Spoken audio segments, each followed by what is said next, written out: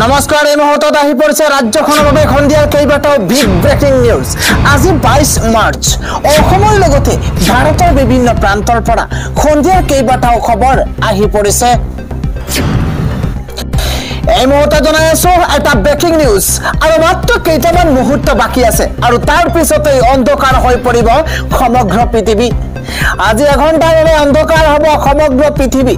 মুখ্যমন্ত্ৰী দিছে এই ডাঙৰ বাৰ্তা, এটা গুৰুত্বপূৰ্ণ খবৰ। আজি সম্পূৰ্ণ এঘণ্টাৰ বাবে অন্ধকাৰ হ'ব পৃথিৱী। এঘণ্টাৰ বাবে সলনি হৈ যাব সমগ্ৰ বিশ্ব। সন্ধিয়া 8:30 বজাৰ পৰা 9:30 বজালৈ পালন কৰা হ'ব ধৰিত্ৰী ঘণ্টা। এই মুহূৰ্তত এটা জানিবলগীয়া খবৰ, কিয়নো 8:30 বজাৰ পৰা মাত্ৰ কিছু সময়ৰ পিছতে 8:30 বজাৰ পৰা 9:30 বজালৈ পালন কৰা হ'ব ধৰিত্ৰী ঘণ্টা। ডাঙৰ খবৰ, প্ৰকৃতিৰ বাবে দায়বদ্ধ হৈ এই আন্দোলনত সহযোগ হ'বলৈ আহ্বান মুখ্যমন্ত্ৰী হিমন্ত বিশ্ব শৰ্মাৰ। প্ৰতিগৰাকী অসমৰ জনতাক এই সময়খিনিত বিদ্যুৎ ব্যৱহাৰৰ পৰা বিৰত থকাৰ আহ্বান জনোৱা হৈছে। বিদ্যুৎ ব্যৱহৃত সুইচ বন্ধ কৰি সকলোকে অংশীদাৰী হ'বলৈ আহ্বান মুখ্যমন্ত্ৰী। পৰিৱেশ সুৰক্ষাৰ স্বাৰ্থত আজি সমগ্ৰ বিশ্বই পালন কৰি ধৰিত্ৰী ঘণ্টা 2025 সমগ্ৰ বিশ্বই আজি পালন কৰিব। 190খন দেশৰ নাগৰিকে আজি পালন কৰিব এই ধৰিত্ৰী ঘণ্টা। আজিৰ খবৰ হৈছে শিৱসাগৰত বিধায়ক ৰূপজ্যোতি কুৰ্মীক প্ৰৱেশ নিষিদ্ধ ঘোষণা কৰা হৈছে। শিৱসাগৰত ভৰি দিব নোৱাৰিব বিজেপি বিধায়ক ৰূপজ্যোতি কুৰ্মী। শিৱসাগৰত ৰূপজ্যোতি কুৰ্মীৰ প্ৰৱেশ সম্পূৰ্ণ নিষেধ দিয়া হৈছে, কিয়নো অখিল গগৈক অসম বিধানসভাৰ মজিয়াত যিদৰে অপদস্থ কৰিছিল আৰু তাক অপদস্থ কৰাৰ পিছতে আজি অখিল গগৈক অপদস্থ কৰাৰ অভিযোগ তুলি সিদ্ধান্ত গ্ৰহণ কৰিছে ৰাইজৰ দলে কৈছে কেতিয়াও ৰূপজ্যোতি কুৰ্মী শিৱসাগৰত প্ৰৱেশ কৰিব নোৱাৰিব। এই হুংকাৰ প্ৰদান কৰিছে ৰাইজৰ দলে। আন এটা ডাঙৰ খবৰ হৈছে বাংলাদেশৰ মুখ্যমন্ত্ৰী নেকি হিমন্ত বিশ্ব শৰ্মা। বাংলাদেশৰ মুখ্যমন্ত্ৰী হ'ব নেকি হিমন্ত বিশ্ব শৰ্মা। অসমত সুধাংশু ত্ৰিবেদীৰ প্ৰৱেশ নিষেধ, ভয়াৱহ আন্দোলনৰ হুংকাৰ আমচুত। এই মুহূৰ্তত জনাই আছো বিগ পলিটিকেল ব্ৰেকিং নিউজ। বাংলাদেশৰ মুখ্যমন্ত্ৰী নেকি হিমন্ত বিশ্ব শৰ্মা বিজেপিৰ সাংসদ হৈ বিজেপি শাসিত ৰাজ্যৰ জিলা কিয় মিনি বাংলাদেশ বুলি ক'লে? হিমন্ত বিশ্ব শৰ্মাৰ ৰাজ্যক মিনি বাংলাদেশ কোৱাৰ সাহস কেনেকৈ পালে সুধাংশু ত্ৰিবেদীয়ে? মুখ্যমন্ত্ৰী যদি অসম প্ৰেমী সাংসদ সুধাংশু ত্ৰিবেদীৰ বিৰুদ্ধে প্ৰতিবাদ কৰক, ধুবুৰীৰ সাংসদ ৰকিবুল হুছেইন এতিয়াও নীৰৱ কিয় নিমাত হৈ আছে? ধুবুৰীৰ সাংসদ হৈ ধুবুৰীৰ ৰাইজৰ হকে কিয় মাত মতা নাই ৰকিবুল হুছেইনে? শীঘ্ৰে সুধাংশু ত্ৰিবেদীৰ বিৰুদ্ধে ব্যৱস্থা ল'লে পৰিণাম ভুগিব লাগিব বিজেপি কংগ্ৰেছে। অসমৰ 1,40,00,000 মানুহক অপমান কৰিছে বিজেপি সাংসদে। শীঘ্ৰে সুধাংশু ত্ৰিবেদীৰ সাংসদ পদ খাৰিজ নকৰিলে হ'ব ভয়াৱহ আন্দোলন। কোনো কাৰণতেই কেতিয়াও অসমত প্ৰৱেশ কৰিবলৈ দিয়া নহ'ব সাংসদ সুধাংশু ত্ৰিবেদীক। আজিৰ সন্ধিয়াৰ পৰৱৰ্তী ডাঙৰ খবৰ হৈছে মৰিয়নীত নিৰ্বাচনত অখিল গগৈৰ প্ৰত্যাহ্বানৰ সন্মুখীন হ'ব ৰূপজ্যোতি কুৰ্মী। ডাঙৰ খবৰ, মৰিয়নীত নিৰ্বাচনত অখিল গগৈৰ প্ৰত্যাহ্বানৰ সন্মুখীন হ'ব বহুবৰ্ষী বিধায়ক ৰূপজ্যোতি কুৰ্মী। বিধানসভাত ৰূপজ্যোতিৰ কুৰ্মীৰ আচৰণৰ পাছতে বিপদ বাঢ়িছে ভৱিষ্যত ৰাজনীতিত। 2026ৰ নিৰ্বাচনত মৰিয়নী সমষ্টিত থিয় দিব নেকি অখিল গগৈয়ে? অখিল গগৈৰ বিস্ফোৰক মন্তব্য মৰিয়নী সমষ্টিক লৈ। অখিল গগৈয়ে কৈছে যে মৰিয়নীত মই নিৰ্বাচন খেলিলে ৰূপজ্যোতি কুৰ্মীৰ বাবে শেষ নিৰ্বাচন হ'ব। 2021তে ৰাইজে মোক নিৰ্বাচন খেলিবলৈ আহ্বান জনাইছিল, কিন্তু মই নেখেলিলো। ৰূপজ্যোতি কুৰ্মীৰ আচৰণ এনেদৰেই থাকিলে ৰাইজে প্ৰত্যুত্তৰ দিব 2026ত। অসম নহয় ভাৰতীয় ৰাজনীতিতে নজিৰবিহীন কাণ্ড কৰিছে অসম বিধানসভাৰ মজিয়াত ৰূপজ্যোতি কুৰ্মীয়ে। কেতিয়াও নুপুজা ঘটনা সংঘটিত কৰিছে।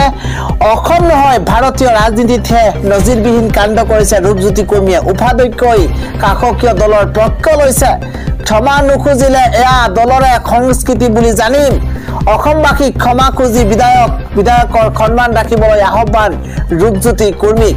নহ'লে এই বিধানসভা বিধানসভাখনে শেষ বিধানসভা হব ৰূপজ্যোতি কৰ্মীৰ মৰিয়নিত নিৰ্বাচন অখিল গগৈৰ প্ৰত্যাহ্বান সন্মুখীন হব ৰূপজ্যোতি কৰ্মী আজিৰ সন্ধিয়া পৰৱৰ্তী ডাঙৰ খবৰ হৈছে 10খন জিলাৰ পৰা ভাইৰেল হৈছিল উচ্চতৰ মাধ্যমিকৰ প্ৰথম বৰ্ষৰ গণিতৰ প্ৰশ্ন কাকত 15খন শিক্ষানুষ্ঠানৰ তালিকা ইতিমধ্যে প্ৰকাশ পাইছে এবাৰ ডাঙৰ খবৰ জনোৱাৰ চেষ্টা কৰিছো চাকৰি হেৰুৱাব লাগিব পাৰে 15খনকৈ শিক্ষানুষ্ঠানৰ অধ্যক্ষই ডাঙৰ খবৰ একাদশ শ্ৰেণীৰ গণিত বিষয়ৰ প্ৰশ্ন কাকত ভাইৰেল হৈছিল 10খন জিলাৰ পৰা আৰু 28 কেইখন শিক্ষানুষ্ঠানৰ একাদশ শ্ৰেণীত নামভৰ্তিৰ অনুমতি বাতিল এএছএছইৰ 2025-26 বৰ্ষত নামভৰ্তি কৰিব নোৱাৰিব এই কেইখন শিক্ষানুষ্ঠানে দ্বাদশ শ্ৰেণীত অধ্যয়নৰ শিক্ষাৰ্থীহে অৱতীৰ্ণ হ'ব পাৰিব পৰীক্ষাত এটা ডাঙৰ খবৰ ভাইৰেল কৰা শিক্ষানুষ্ঠানৰ ভিতৰত শিক্ষামন্ত্ৰীৰ গৃহ সমষ্টিৰ 3খন বিদ্যালয়ৰ নাম আছে বজালী বৰপেটা হাইলাকান্দি কামৰূপ মেট্ৰ লখিমপুৰ আছে নলবাৰী মাজুলী নগাঁও জিলাত ভাইৰেল হৈছিল প্ৰশ্ন কাকত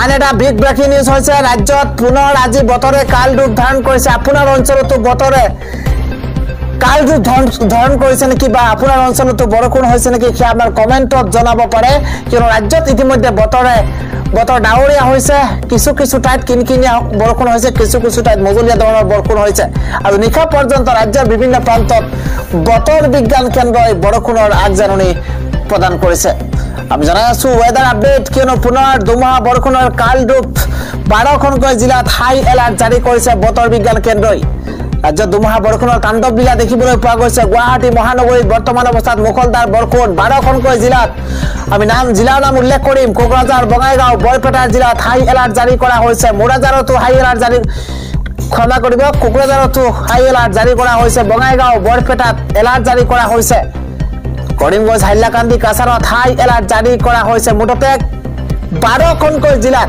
মুখলধাৰ বৃষ্টিপাতৰ আগজাননী প্ৰদান কৰিছে বতৰ বিজ্ঞান কেন্দ্ৰই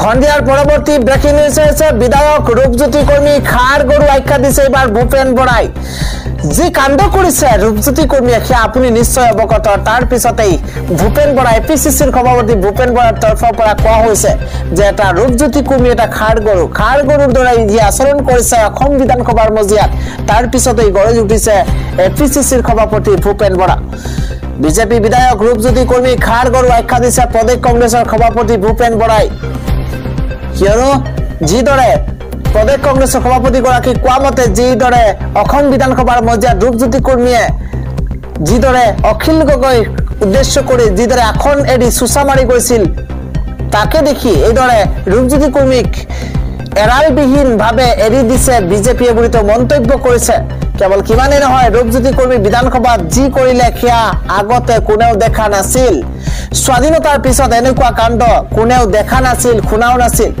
খাৰ গৰুৰ দৰে বিধানসভাৰ খেদি ফুৰিছে ৰূপজ্যোতি কৰ্মীয়ে গোটেই গণতান্ত্ৰিক ব্যৱস্থাটোৱে শেষ কৰি পেলাব বিচাৰিছে বিজেপি চৰকাৰে আমি দা জাঠি হাতিয়াৰ লৈ নিজৰ নিৰাপত্তা দিব লাগিব নেকি ডাঙৰ প্ৰশ্ন উত্থাপন কৰিছে ভূপেন বৰাই পুলিচে বিচাৰ নলয় অসমৰ ৰাইজে বিচাৰ কৰক বিজেপি বিধায়ক ৰূপজ্যোতি কৰ্মীক খাৰ গৰু আখ্যা দিছে প্ৰদেশ কংগ্ৰেছৰ সভাপতি ভূপেন বৰাই পৰৱৰ্তী সময়ত হৈছে অসমত 3খন নতুন বিশ্ববিদ্যালয় স্থাপনৰ সিদ্ধান্ত লৈছে চৰকাৰে অসম চৰকাৰে 3খন নতুন বিশ্ববিদ্যালয় স্থাপনৰ বাবে বিধায়ক উত্থাপন কৰাৰ লগতে আন 8খন বিশ্ববিদ্যালয়ক নিয়ন্ত্ৰণ কৰাৰ আইনসমূহৰ সংশোধনীৰ প্ৰস্তাৱ আগবঢ়াইছে শিক্ষামন্ত্ৰী ৰনোজ পেগুৱে অসমৰ ব্যক্তিগত বিশ্ববিদ্যালয় আইন 2007 আৰু শ্ৰীমন্ত শংকৰদেৱ স্বাস্থ্য বিজ্ঞান বিশ্ববিদ্যালয়ৰ আইন 2007ৰ সংশোধন বিচৰা অতিৰিক্ত 2খন বিধায়ক আজি সদনত উত্থাপন কৰিছে আন এটা ডাঙৰ খবৰ হৈছে পুনৰ আজি ভাইৰেল হৈ পৰিছে উচ্চতৰ মাধ্যমিকৰ প্ৰথম বৰ্ষৰ অৰ্থনীতি বিজ্ঞানৰ প্ৰশ্ন কাকত শিক্ষাৰ্থীৰ সমস্যাক আওকাণ কৰি নিপালী ৰনোজ পেগু আজি আছিল উচ্চতৰ মাধ্যমিকৰ প্ৰথম বৰ্ষৰ অৰ্থনীতি বিষয়ৰ পৰীক্ষা কিন্তু কালি শুকুৰবাৰে নিশাই মোবাইলে ছাত্ৰ ছাত্ৰী হাতে ভাইৰেল হৈ পৰিছে ইকনমিক্সৰ প্ৰশ্ন কাকত প্ৰাপ্ত তথ্য অনুসৰি তিনিচুকীয়াৰ বিলবাৰীত অৰ্থনীতি বিজ্ঞানৰ প্ৰশ্ন কাকত বিষয়ে প্ৰশ্ন কাকত ভাইৰেল হৈছে প্ৰথম অৱস্থাত স্বাধীন হোৱা প্ৰশ্ন কাকতখন ভুৱা বুলি ভবা হৈছিল যদিও আজি পৰীক্ষা আৰম্ভ হোৱাৰ লগে লগে সেইখন প্ৰকৃত প্ৰশ্ন কাকত বুলি নিশ্চিত কৰা হৈছে